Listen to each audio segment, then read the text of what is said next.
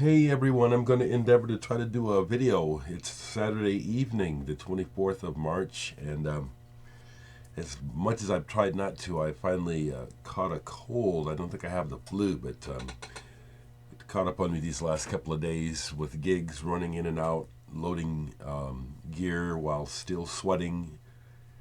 You know, it's been kind of warm in the day and then cooling off at night, so excuse me, but I received a gift today from a fellow VC member. I don't know if Justin makes videos. Won't say your last name, Justin. I don't know if I should or not, but I've been seeing your presence in the VC, particularly on Facebook for a long time now, and you have a good collection. And you offered to send this to me, and I've kind of forgot that's what you were sending. So it arrived today, folks. People are very kind to me, and this Justin, you blew me away. Justin sent me the limited edition Radiohead In Rainbows edition that came out in 2007. It's just a really amazing gift. Do I like Radiohead? I have a little bit of Radiohead. Yes, I do. No, he knew what he was doing by offering to give. I guess it was time to give it, to send it on to someone. But it needed a little bit of gluing. But this is fully intact. It's just amazing. It's the double 12-inch 45s. With a book, double CD, one CD enhanced.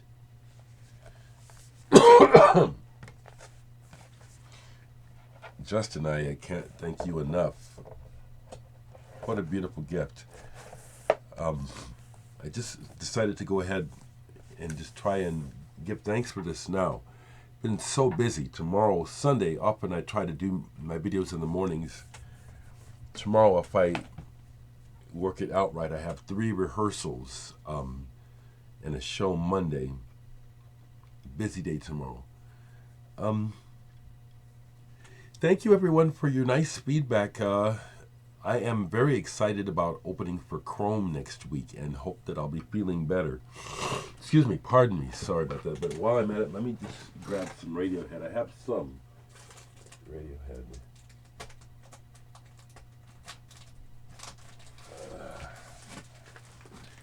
I have to say that when Radiohead first came out, the first thing I had heard was Creep. I heard it before it became, I heard it as it became a hit because, pardon me, my brother was working for a record distributor back in the days of the old model of the music industry. And they ended up with just a ton of promos, CD single promos of the song Creep. Do I still have it? So I ended up with one, and now at the time I was really into the band Catherine Wheel, so I kind of thought that Radiohead was kind of a second-rate Catherine Wheel. But Radiohead developed, the Benz was, really compared to the first album, light years, and it just kept getting better. So I am a fan of Radiohead, although I don't have all their stuff. I do have OK Computer, and although I did not follow along with the lemming-like response to this album at the time, that this was the best thing since sliced toast, I did get why it hit certain section of the public so hard, and especially why critics, the type of folks who are critics and write about music, I got why this album really hit home for them emotionally as well as sonically. I love this album, OK Computer. What else do I have? I have Hail to the Thief. Now this one took me quite a while actually to warm up to, and it's still one that it's like I have to play it to remember what it sounds like in a lot of ways. I look at some titles here. Well, here's some singles. There's one of the songs I really like. This is a 12-inch single from with Paper Bag Rider and Where Bluebirds Fly. I particularly like Radiohead's. They're one of those bands that are good at B-sides. You know what I mean? Keeping the B-sides interesting. Here's another one from it. Go to Sleep with I Am Citizen Insane and I Am a Wicked Child. Yeah, Radiohead. And I finally got to see them on the In Rainbows tour. Yes. And here is my copy of In Rainbows. And they were quite good. Yeah, they hit home. King of Limbs. And the Super Collider, the Butcher 12-inch single that went with it. They reissued a bunch of these. I only got one, My Iron Lung. I have many more of these on 12-inch, on CD single. I won't grab those right now. Just showing you that Justin knew what he was doing by offering me that Radiohead for my collection. Here's one that was given to me, I think it was like Prog Rock Tommy. He gave me a moon-shaped pool. Again, I'm honored that people make sure that I have this stuff. And this one, unlike the other albums, really didn't take long for me to warm up to this album. It's really good.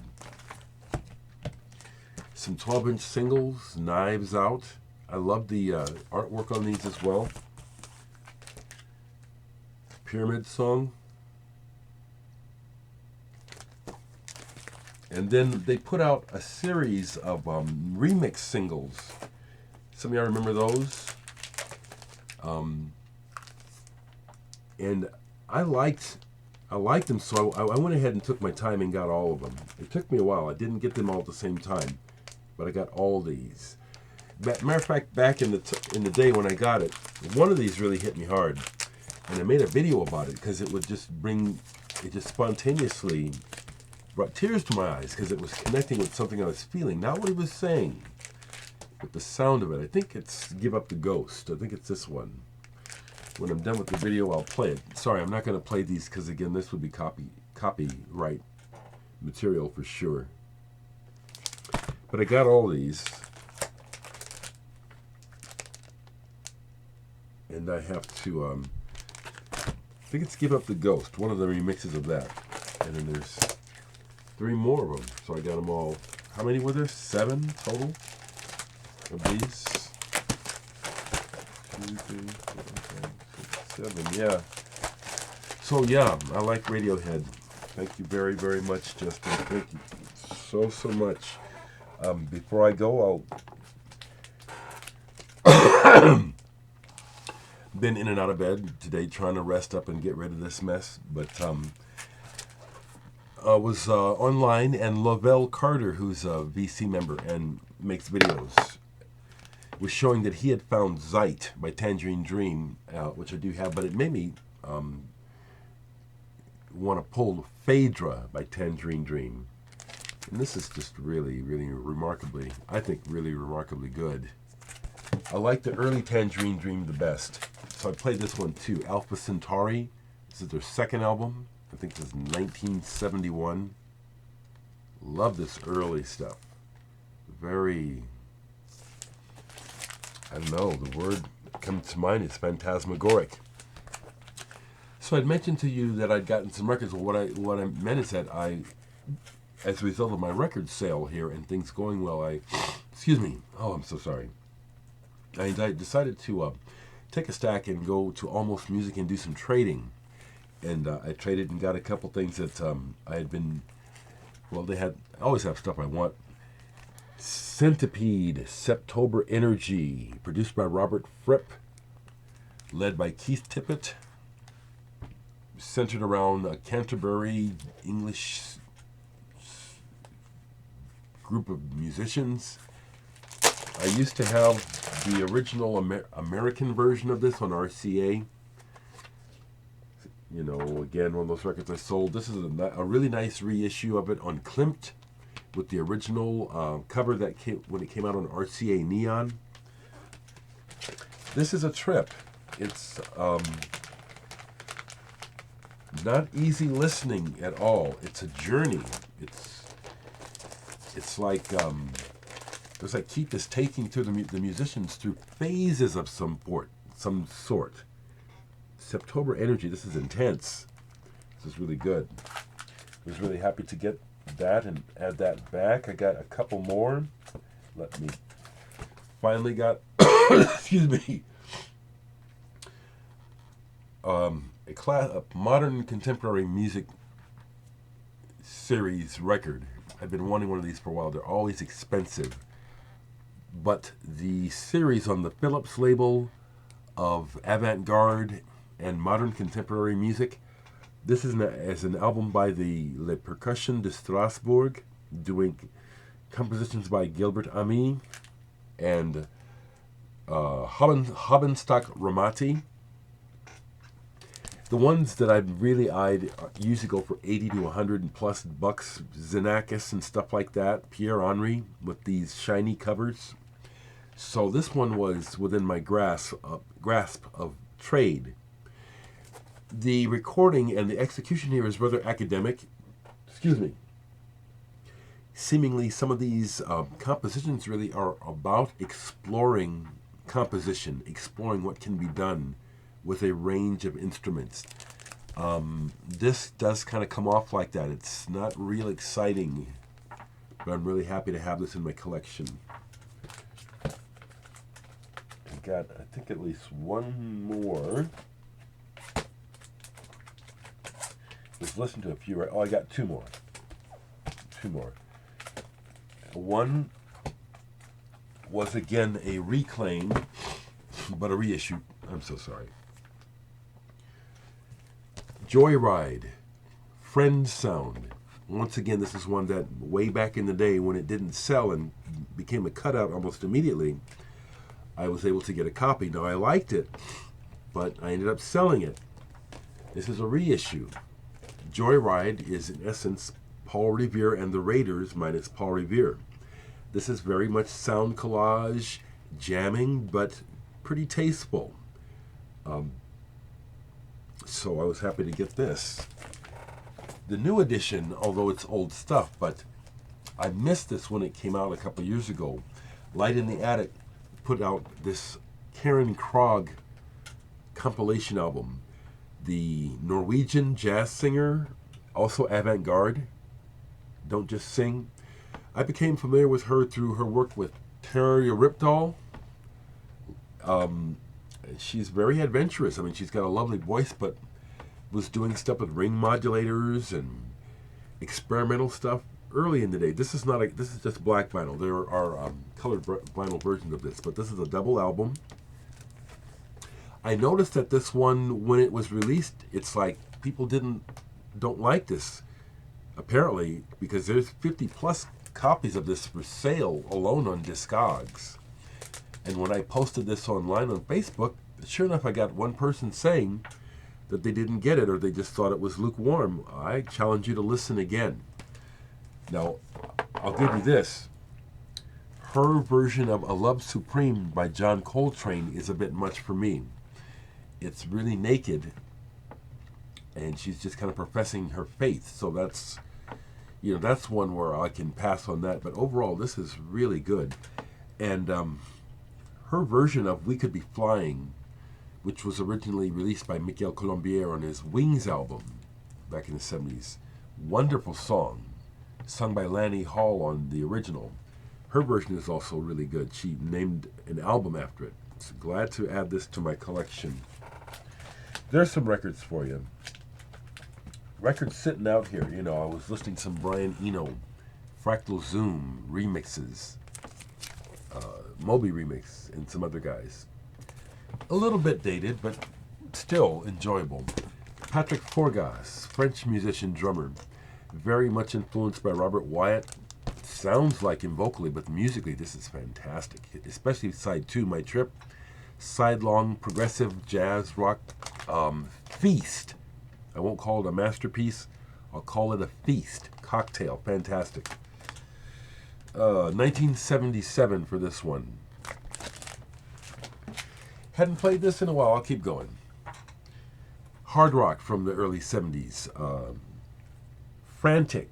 Frantic is the band. Can't remember the title of this album, but more hard rock than psychedelic. It's actually pretty good. I'm glad I've held on to this. Kind of along the lines of maybe The Litter. Not quite as hard, not hard as MC5, but kind of like, you know, I would say Stooges, but they're better musicians, you know, but I'm glad I kept this.